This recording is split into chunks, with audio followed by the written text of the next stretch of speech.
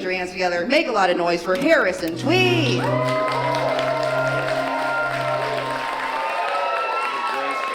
Hilarious.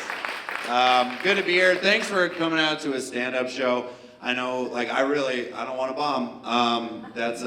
And you don't want that either, right? I know you don't want that to happen, because I used to think the worst thing you could ever witness is a stand-up comedian bombing. But then I watched an improv troupe do it. It's like, oh, this is even worse when it's you and your friends. Also, they can't like call attention to like that's the saving grace of stand-ups is we can like let you know that we know we're bombing. You know? We can just like if our jokes suck, we can be like, hey, how bad are these jokes? And you'll be like, it's good he knows. That's you know, self-awareness will help him in his other career. So, but improv troupes don't get to do that. If they're bombing, they just got to keep pretending to build a canoe. So, y'all are cool.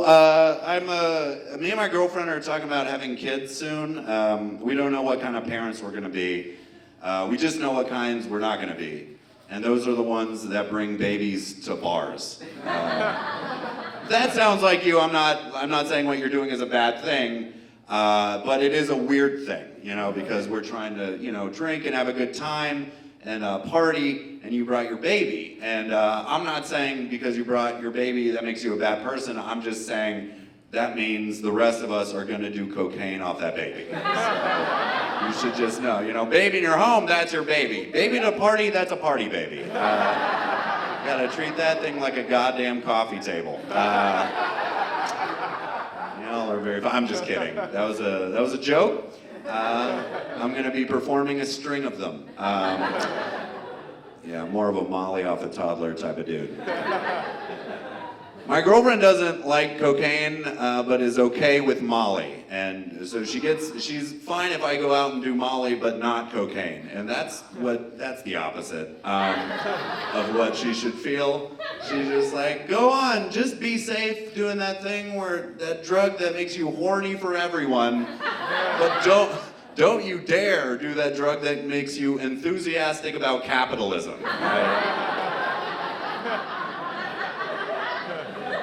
I knew Asheville would like that joke. That's funny. I do a lot of shows all over, you know, the country and different parts of North Carolina. I'll do shows in rural parts of North Carolina, and I get heckled differently. I got called a sheep. I don't know if you've ever been called a sheep. It didn't hurt my feelings or anything, but he was wearing a Trump shirt when he did it, and you can't do it then. You can't call someone else a sheep when you're wearing your own shepherd's merch. That's not how it works. Got called Antifa once. That was fun. I liked that one. I'm not in Antifa, but I vibe with them. I like what they're putting down. It's like I'm not on the 96 Bulls, but I like to watch the highlights. That's how I feel about Antifa. Like, I'm not going to be the person that throws a milkshake at a dude in riot gear. But if you're already going to, why don't I go to Cookout and pick them up? That seems like an awesome night. Anyway, sometimes people, if you do jokes about cops, not everyone likes it. Sometimes people will be like, hey, my dad is a cop. And it's like, well, that explains your mother's bruises. So,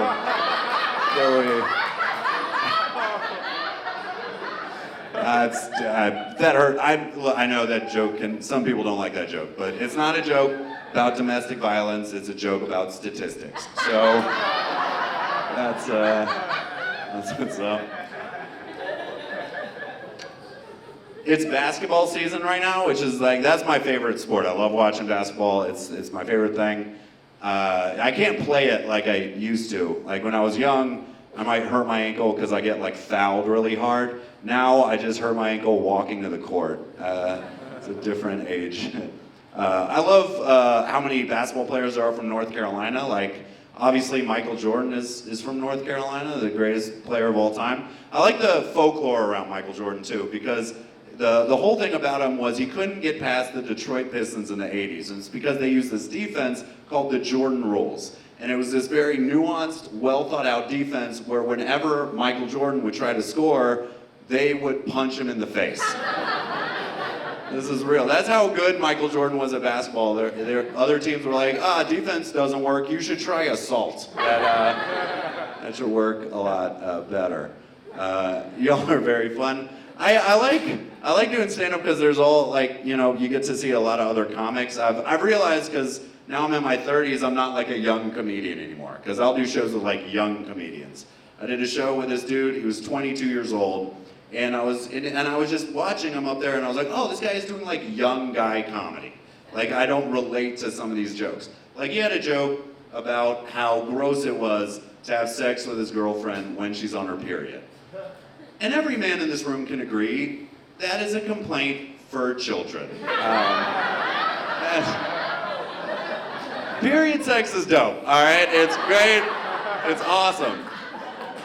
Yeah, boys are worried about getting blood on their penis. That's for boys. That's a complaint for them. Men are worried about getting uterine lining out of their teeth. That's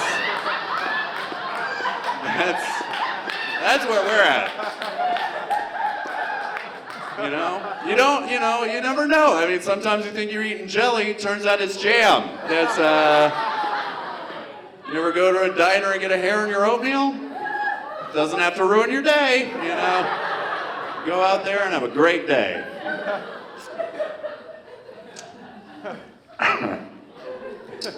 Anyway, you guys are very cool. Me and my girlfriend have been together for 5 years, and we still try to turn each other on and be sexy for each other. And that's important, that's a skill you gotta learn, that's more, it's harder than when you're single and you're trying to turn someone on. Single people complain all the time, like, I can't get laid, whoa, they're juggling. But it's actually, that's when it's easy. That's the easy part. It's easy to turn someone on in a dimly lit cocktail bar at 11. It's way harder to turn someone on in fluorescent lighting when they just checked you for hemorrhoids. That's a much harsher situation. Like, oh, I should be impressed because you fucked somebody that's never seen you make a mistake? Really? You think that's impressive to me? How about you make somebody come whose dog you almost killed because you left out brownie batter, all right? Why don't you make her come?